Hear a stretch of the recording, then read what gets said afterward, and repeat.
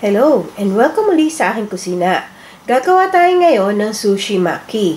And here are the following ingredients. Salmon cut into strips, cucumber,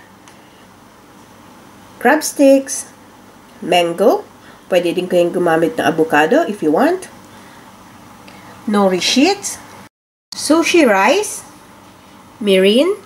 Gagamit din tayo ng konting sugar. Gagamit din tayo ng wasabi paste. Kakailanganin din natin ng bamboo sheets. Ang ating first step, isasaing lang natin yung sushi rice. So, para lang tayo nagsaing ng regular rice. So, then, hugasan muna natin to at isaing natin. So, sinalang ko na itong sushi rice. Takpan lang natin and wait for it till it boils. So, ilagay lang natin itong mirin dito sa bowl. And then, ilagay natin yung sugar. So, yung sugar, bahala na kayo. Optional lang itong sugar kung gusto nyo ng medyo matamis ng konti. So, haluin lang natin maigi hanggang ma-dissolve yung ating sugar. So, ayan. Kumukulo na yung ating rice. So, haluin lang natin ng konti para hindi manikit sa ilalim. So, occasional lang. And then, takpan na uli natin to hanggang ma-absorb totally yung water. Check ulit natin. So, itong sushi rice, so haluin lang natin para hindi manikit sa ilalim. So, ang pagluluto nito, depende kung ano yung nakalagay dun sa instruction dun sa packaging. So, medyo talagang maalsa itong rice na ito. Kaya, mas maraming water kesa sa regular na rice. So, takpan ko uli. And then, intay ko lang maluto hanggang sa totally ma-absorb na at pag malambot na yung rice. So, ayan. Luto na yung ating rice. Isanin lang natin dito sa bowl. And then, habang mainit pa yung rice, isama na natin yung ating mirin. And then, haluin lang natin maigi. Make sure na covered lahat ng rice. Yung mirin ng rice.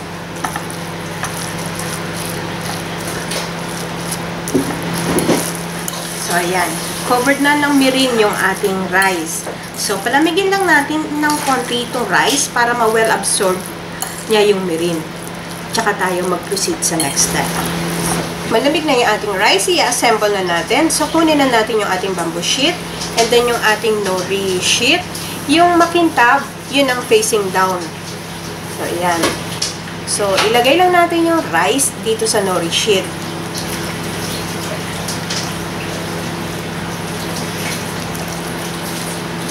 Very sticky itong rice na to. And then, i-spread out lang natin using a fork. Pag masyadong makapal, so talagang kailangan ma-cover lang natin ng konti yung ating level, yung ating rice. Dulo ng ating nori sheet, ito, huwag nating lagyan ng, mag-iwan tayo ng konti para pagdikit natin ng mamaya. So, basain lang natin ng water yan. So, ayan. Ready na yung ating rice. So, maglagay na tayo ng ating mga filling. Yung salmon.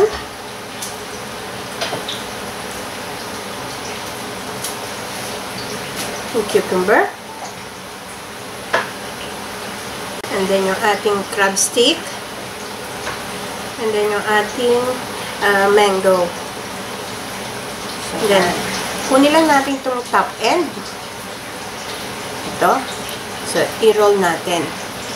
And then, press. So, make sure na press para hindi ma-iiwan. And then, roll again. Press it. Make sure yung ating, yung iniwan nating nori sheet, basain lang natin ng water. Yan, para didikit siya pag ikot natin. And another turn. Pressing it hard para maging pack. So, ayan. Yan ay ating sushi. So, ayan na yung nabalot nating sushi.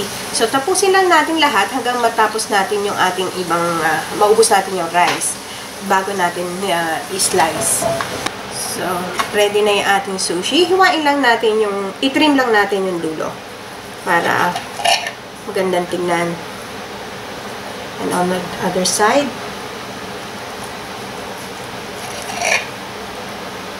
Then, ikakat lang natin siya ng pabilog. So, nasa sa inyo yun kung ganong hiwa ang gusto mong gawin, kung ganong kakapal.